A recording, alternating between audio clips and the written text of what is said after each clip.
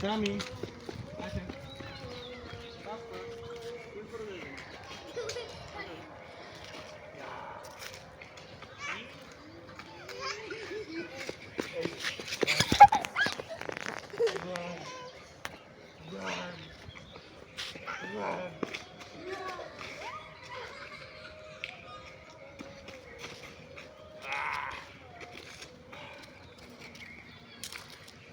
high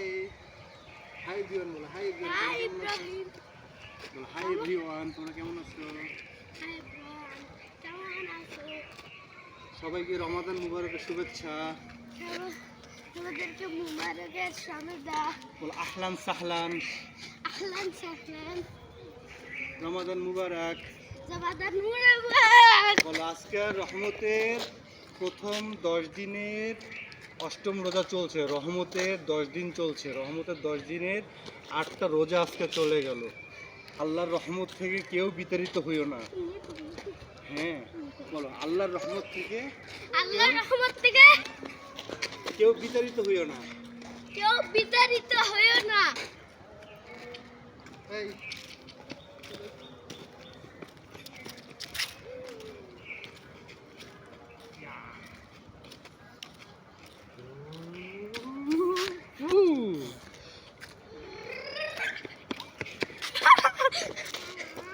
এরপরে আসবে মাগফিরাত তারপর আসবে নাজাত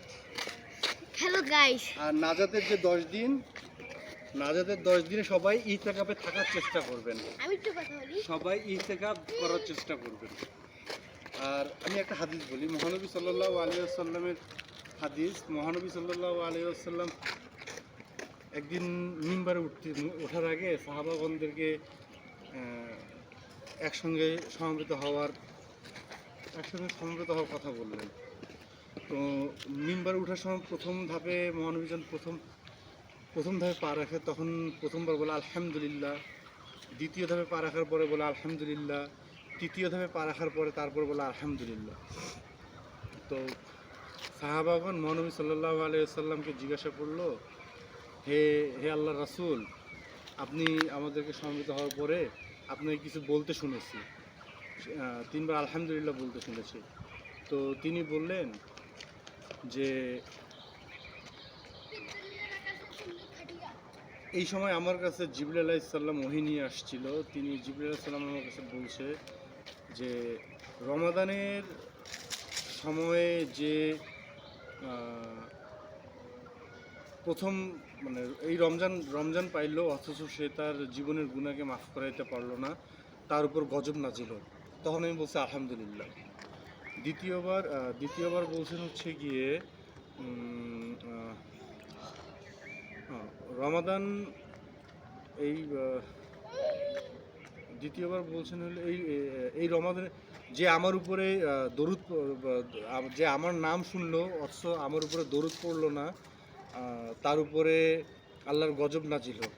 তখন তিনি বলছেন আলহামদুলিল্লাহ তৃতীয়বার যে মা বাবা জীবিত অথবা মৃত যে কোনো অবস্থায় যে কোনো একজনকে পাইলো বা দুজনকেই পাইলো তাদের ভালোবাসা বা তাদের কাছে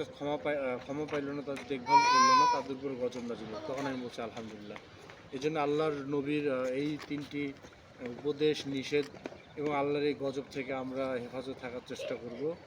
আর সবার প্রতি দোয়া থাকলে আমার জন্য সবাই দোয়া করবেন আর কষ্ট করে আমাদের চ্যানেলটাকে সাবস্ক্রাইব করে দেবেন আসসালামু আলাইকুম রহমতুল্লাহি ওয়া বারাকাতুহু